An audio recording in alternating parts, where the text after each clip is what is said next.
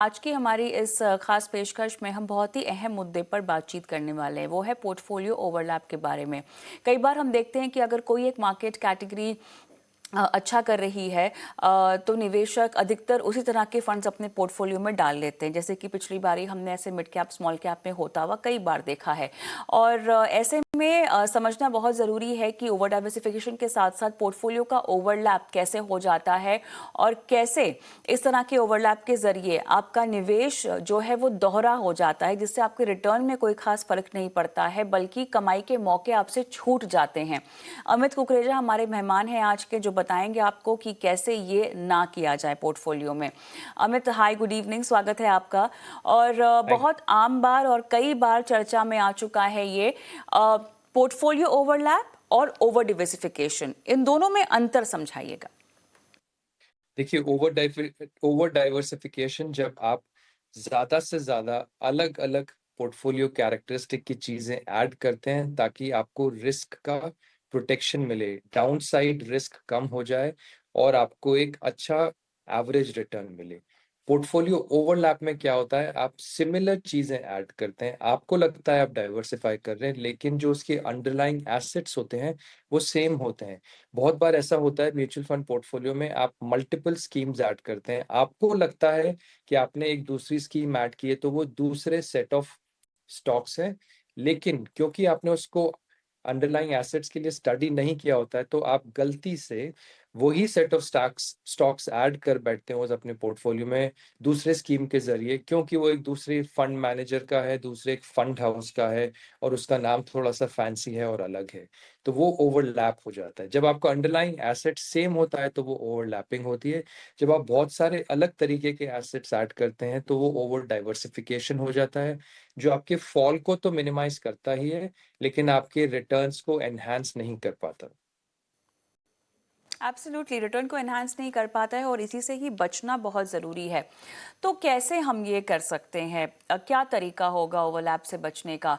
और कहीं ना कहीं देखिए, ओवरलैप इसीलिए भी होता है क्योंकि एक तो आपको समझ नहीं है फंड्स कहाँ कहाँ कैसे कैसे निवेश करते हैं, और दूसरा एक नज़रिया ये भी होता है कि कहीं हमसे कोई अच्छे फंड की स्ट्रैटेजी मिस ना हो जाए। ऐसे भी कई बार होता है। तो कैसे जी सुनिश्चित करें कि आप जो फंड को पोर्टफोलियो में डाल रहे हैं वो सही है, फंड मैनेजर ने सही कॉल्स लिए हैं और आपसे बेहतर कोई दूसरा फंड नहीं हो सकता? ये भी कैसे सुनिश्चित किया जाए? जी, बहुत सारे तरीके हैं कविता, जो आप अपने पोर्टफोलियो को कंस्ट्रक्शन या कॉम्पोजिशन के टाइम पे स्टडी करके ऐड कर सकते हैं।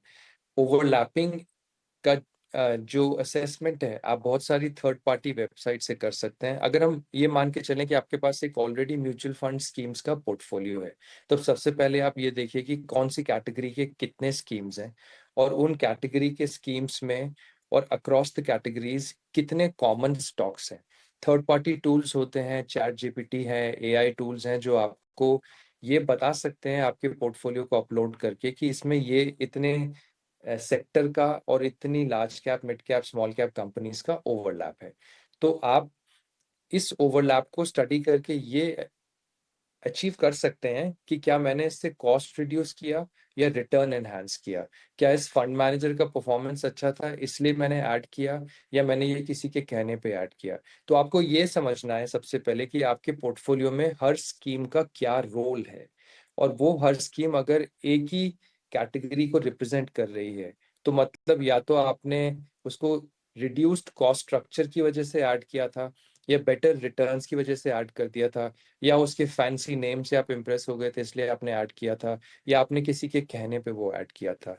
आपको ये समझना है कि हर स्कीम का आपके पोर्टफोलियो में क्या रोल है, हर स्कीम आपके पोर्टफोलियो में किस तरह की मार्केट कैप ऐड कर रही है, large cap, mid cap, small cap में, और हर स्कीम कौन से फाइनेंशियल गोल से मैप्ड है।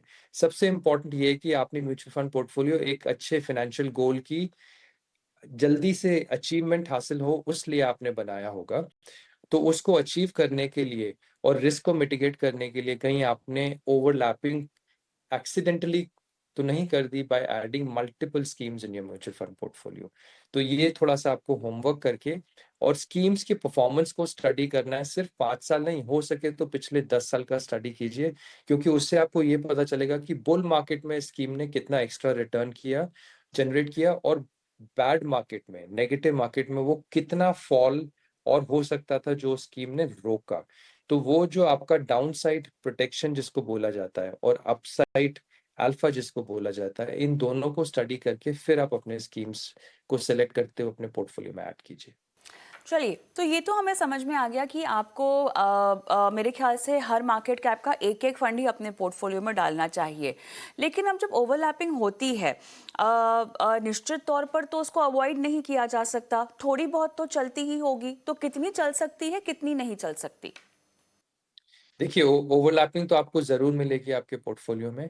ओवरलैपिंग होना एक प्रॉब्लम नहीं है, ओवरलैपिंग होना एक स्ट्रैटेजी भी हो सकती है जो कॉन्शियसली एडवाइजर ने आपके पोर्टफोलियो के बनाई हो, या आपने खुद सोच के ऐड की हुई है, क्योंकि एक्टिव फंड और पैसिव फंड से भी काफी ओवरलैप होता है और दोनों का रोल एक महत्वपूर्ण रोल होता है आपके पोर्टफोलियो में।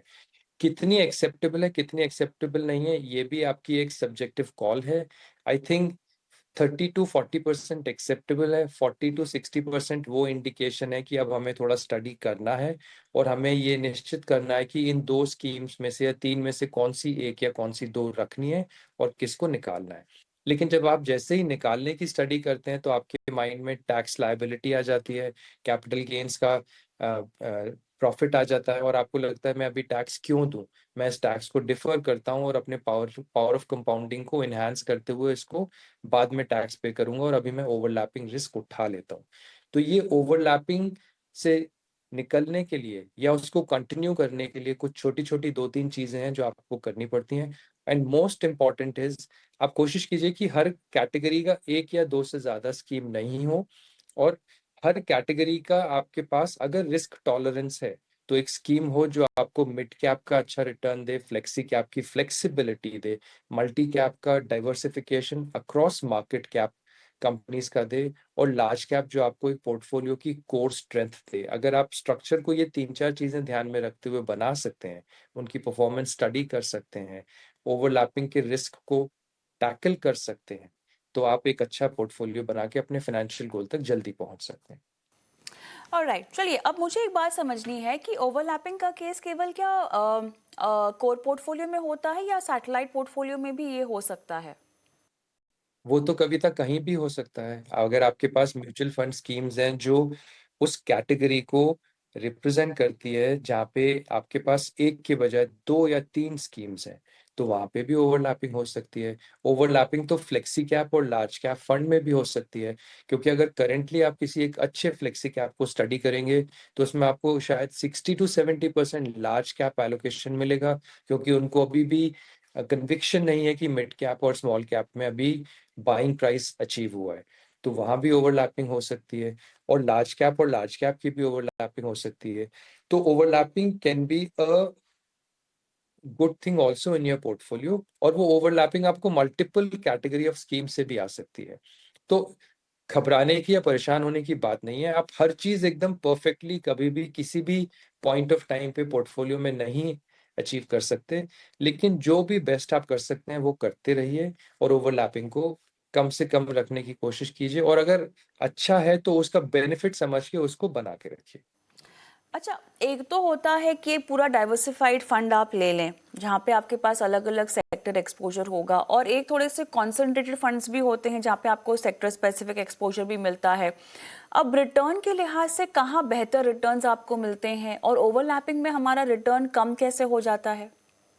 देखिए, जो सेक्टरल एलोकेशन होती है वो इस बात पे आप ऐड करते हैं, इस एजम्पशन पे आप ऐड करते हैं कि ये सेक्टर आने वाले टाइम में अच्छा परफॉर्म करेगा। आज से 5 साल पहले आईटी सेक्टर का बहुत ही फेवरेबल व्यू था, और वो फेवरेबल व्यू काफी सालों से चलता आ रहा था। लेकिन एआई की वजह से वो व्यू अब शैटर हो गया है, वो व्यू काफी बदल चुका है। तो अब आईटी सेक्टर में एक डिसरप्शन आया है, और आईटी सेक्टर एक ट्रांजिशन फेज में है, जिसकी वजह से इन्वेस्टर का कॉन्फिडेंस भी काफी कम हो गया है। तो हर सेक्टर का एडिशन या हर थीम का एडिशन, फॉर एग्जांपल इंफ्रास्ट्रक्चर एक थीम है, कभी उसके बारे में बड़ा पॉजिटिव सा सेंटिमेंट रहता है, कभी नहीं रहता है। जब एग्जीक्यूशन डिलेज होते हैं तो वो सेंटिमेंट नेगेटिव हो जाता है या न्यूट्रल हो जाता है या उतना पॉजिटिव नहीं रहता। तो ये सेक्टरल कॉल एक मार्केट साइकिल के कॉल पे आधारित होती है कि आने वाले टाइम में कौन सा सेक्टर अच्छा कर सकता है, और वो आपकी बेट होती है कि मैं ये सेक्टर ऐड करूंगा तो मुझे अच्छा रिटर्न मिल सकता है। लेकिन सेक्टर में फॉल भी स्टीप हो जाता है अगर वो सेक्टर अच्छा नहीं करता। लेकिन एक डाइवर्सिफाइड फंड में आपके पास एक फंड मैनेजर का स्टाइल होता है जो अपनी फंडामेंटल एनालिसिस करके ये डिटरमिन करता है कि मेरे इस स्कीम में, जो कि फ्लेक्सी कैप है या मल्टी कैप है, इस वक्त लार्ज कैप अच्छा परफॉर्म करेगा और इस वक्त मिड कैप मुझे ये वाला रोल प्ले करेगा, और ये स्मॉल कैप अल्फा देगा, वो शायद अभी 2-3 साल में नहीं देगा लेकिन 5 साल के बाद देगा। तो ये जो टैक्टिकल और strategic allocation of separate companies होती हैं जो कि एक फंड मैनेजर डिटरमिन करता है, वो होमवर्क करके फंडामेंटल एनालिसिस कर अचीव करता है, तो वो आपको एक अच्छा रिटर्न देने का पोटेंशियल रखता है। वो डाइवर्सिफिकेशन से आपको रिटर्न किकर भी अच्छा मिलता है, रिस्क भी मिटिगेट होता है और कॉस्ट भी रिड्यूस हो जाती है, और आपके गोल्स तक आप जल्दी पहुंच सकते हैं। ऑलराइट, चलिए, काफ़ी विस्तार से आपने इस पूरे पहलू पर बातचीत की, इतने इम्पोर्टेंट मुद्दे पर आसान भाषा में समझाइश थी। शुक्रिया आपका अमित, आज शो पर आने के लिए। इसी के थैंक साथ यू। वक्त भी हो गया छोटे से ब्रेक का, लेकिन इस शो में हम आपके सवालों के जवाब भी देते हैं, तो एक काम करते हैं, छोटा सा ब्रेक लेते हैं। ब्रेक के उस पार आपके पोर्टफोलियो के सवालों के जवाब देंगे।